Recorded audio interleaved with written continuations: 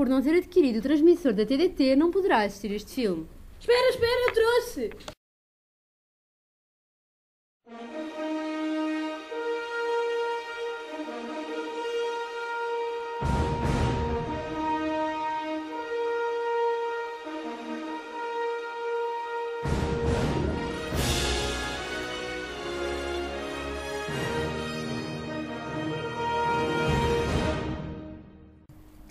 A evolução da educação pré-escolar, trabalho realizado no âmbito de administração e gestão educacional. É durante o século XIX que surgem os primeiros jardins de infância em Portugal. O primeiro nasce em Lisboa em 1882 e é fundado por Froebel. No século XX, João de Deus e o seu filho desenvolvem um método de iniciação à leitura através da cartilha maternal e dando também origem às escolas móveis.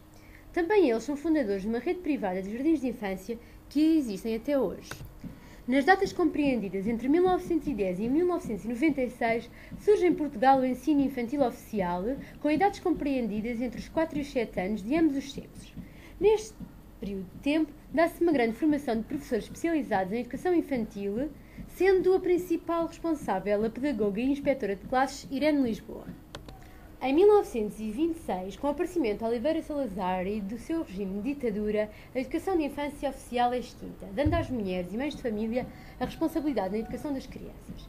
Neste ano também dá-se a expansão da rede privada, à qual só as classes sociais privilegiadas tinham acesso. Com a Revolução de 25 de Abril de 74, grandes mudanças surgem no país, nomeadamente no setor da educação, onde se dá um novo crescimento de instituições para a infância.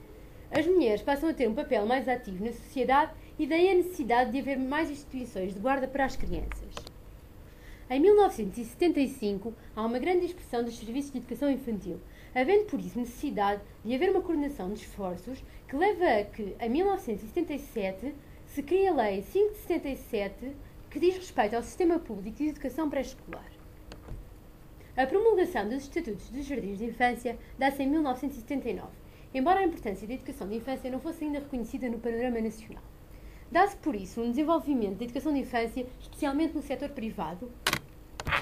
Em 1994, o Conselho Nacional de Educação convida João Formosinho, conselheiro e investigador, a emitir um parecer sobre a situação da educação pré-escolar em Portugal, no qual constavam os seguintes aspectos: fragmentação dos ministérios e falta de coordenação entre eles, inexistência de uma transição eficaz para o primeiro ciclo, predominância de funções assistenciais sobre as educativas e diferenças de salário e de condições de trabalho entre os educadores de infância.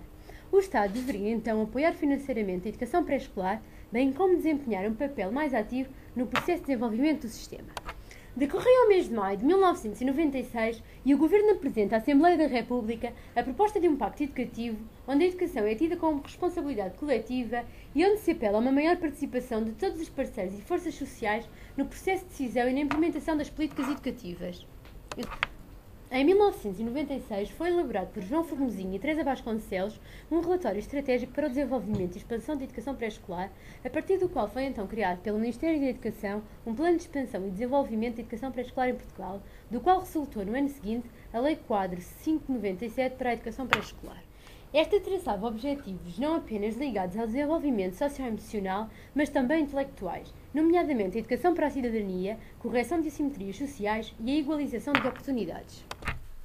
Por volta de 1997, a educação pré-escolar começa a ser tida em conta e neste ano realiza-se uma campanha de alerta para a inscrição das crianças nos jardins de infância, pois isto traria inúmeras vantagens ao seu desenvolvimento. É então criado um gabinete para a expansão e desenvolvimento da educação pré-escolar, dotado de um conselho consultivo, da qual faziam parte municípios e instituições particulares, solidariedade social, ensino particular e cooperativo e misericórdias, bem como 2 investigadores da área. Publica-se também a legislação que regulamenta a Lei Quadro e são criadas as orientações curriculares para a educação pré-escolar, que abrangem e estão divididas pelas diversas áreas de conteúdo: formação pessoal e social, área de expressão e comunicação, subdividida em expressões motora, dramática, plástica e musical, linguagem oral e abordagem à escrita e ainda o domínio da matemática, bem como as áreas de conhecimento do mundo. Estas são algumas estratégias para a disseminação de qualidade dos estabelecimentos e equipas educativas. Em 1998, pretende-se oferecer uma educação básica de qualidade para todos. Assim, a escolaridade básica passa a ser de 9 anos, dando prioridade ao primeiro ciclo, dos 6 aos 9 anos.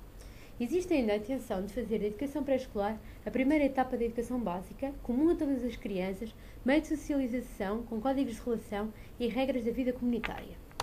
Educação, integração e cidadania são os princípios em que se assentam estes novos objetivos. É criada uma tutela pedagógica única, um quadro de referências construído numa dinâmica coletiva de articulação entre ministérios, organismos da administração central, regional e local, poderes políticos, autárquicos, privados e solidários, bem como profissionais com funções e formações diversificadas com e entre as famílias. Em 1999, a OCDE elabora um relatório do Exame Temático à Educação e Cuidados para a Infância em Portugal, que refere a necessidade de uma estratégia governamental para as crianças dos 0 aos 3 anos, bem como uma necessidade de prestar atenção aos problemas das mulheres. Deverá também melhorar a coerência das medidas políticas e sua implementação, reforçar a estratégia de inspeção e autoavaliação e apostar na investigação, realçando também a importância de continuar o excelente trabalho em benefício das crianças e famílias. Neste momento, a evolução da educação não está nas mãos da OCDE, está nas nossas. Queremos saber, na tua opinião, qual o caminho que falta percorrer? O que é que ainda podemos fazer para tornar a educação em Portugal num quadro de referência a nível europeu e mundial? Quais as palavras-chave em que temos que nos basear para não deixar estagnar e elevando a qualidade do ensino português? Grava isto. Olha, pronto. Chocolate ou os quadradinhos. Ai, que caraças. Olha agora! Mas porquê que a Tuna veio ensaiar para aqui? Em mil... isso. Por volta de 1997... Oh, fogo, Rita. Sério? Tenho mais filho. Eu não acredito. Oh, pá.